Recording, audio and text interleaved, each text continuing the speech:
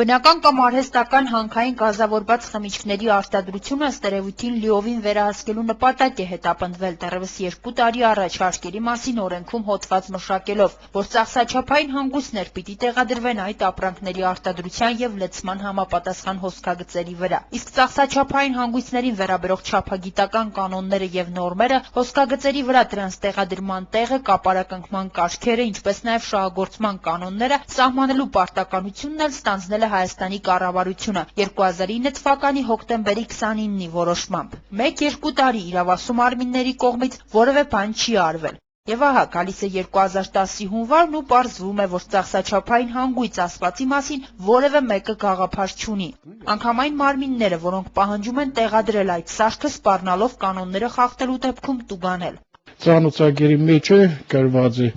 աշխատելու դեպքում 1 միլիոն տուգանք է։ Արդյունքում ոչ միայն Գյումրիում գործող 20-ից ավելի, այլ ամբողջ հանրապետությունում լիմոնադի արտադրությամբ զբաղվողներն ընկել են ծախսաչափերի փնտրտուքների մեջ։ Գոյություն չունի։ Դիմել ենք հարկային մարմիններին,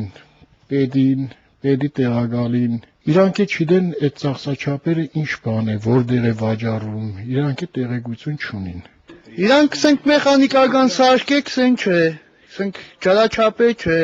ինչ սարք է չգիտենք մենք, իրանք է չգիտեն։ Կարող է բերեն $25,000 այդ ծախսաչափը, ով է իր վիճակի այդ ծախսաչափը դնի 35 դրամանոց լիմոնադի վրա։ Իրանցից օրենքներ քան են, որոնք իրանք է տեղյակ չեն այդ օրենքներից, բայց մեզի կպարտադրեն, որ այդ օրենքներով շարժվենք։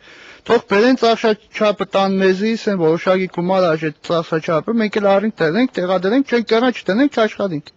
Հիմա ստիպված են չաշխատել, մոտավոր հաշվարկներով միայն Գյումրիում 100-ից ավելի մարդիկ կմնան առանց աշխատանքի, սակայն հիմա գործարարներին բոլորովին այլ բան է մտահոգում, ինչ են լինելու իրենց ներդրումները։ Մենք արկին փողեր ենք ներդրել գործի մեջ, ստանոքներ ենք առել, շշեր ենք առել, աշիգ ենք առել, ինչ պդենենք դոնք, ում տանենք, որ սաղ փագեցին մենք ինչ պդենենք դոնցը։ Ես մեծ փող եմ ներդրել։ Թող բերեն տանին փողը ստամ իրանց, նվեր տամ։ Հա, վարկեն։ Ես օրինական դոկումենտը ունիմ սա ամեն ինչի։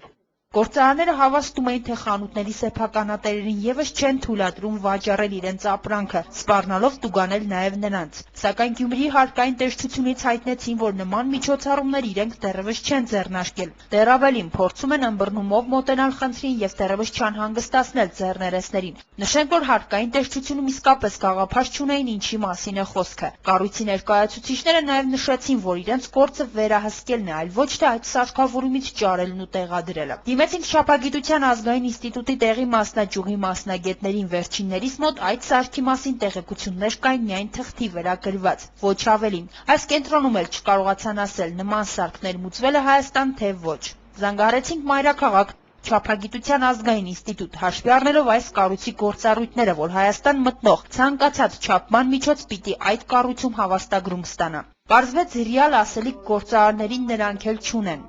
Միայն նշեցին, որ հայկական բնավորության համաձայն 2 տարի որևէ մեկին այս հարցը չի մտահոգել եւ միայն հիմա, երբ դանակը հասել է ոսկորին, նոր են բարձրաձայնում, մինչդեռ կարելի էր նախորդ տարիներին պատրաստվել, ինչ-որ խմբականակ պատվիրել այլ երկրից, որպեսզի հիմա այդ խնդիրը լուծված լիներ։ Իսկ ավելի կոնկրետ ոչինչ չասվեց, հիմնականում անպատասխան մնացին մեր այն հարցերը, թե վերջապես ինչ եղանակներով եւ գնով կարելի է ձեռք բերել ծախսաչափային հանգույց։ Չգիտեն իրանք ինչ կուզեն մեզնից։ Իրանք որոշումը կկարտան, ինչ որ կկարտան, պես կտարամադրեն մեզ, որ մենք կկարտանք։ Մեզ այս բանով չեն աջակցել, որ տան կամ մենք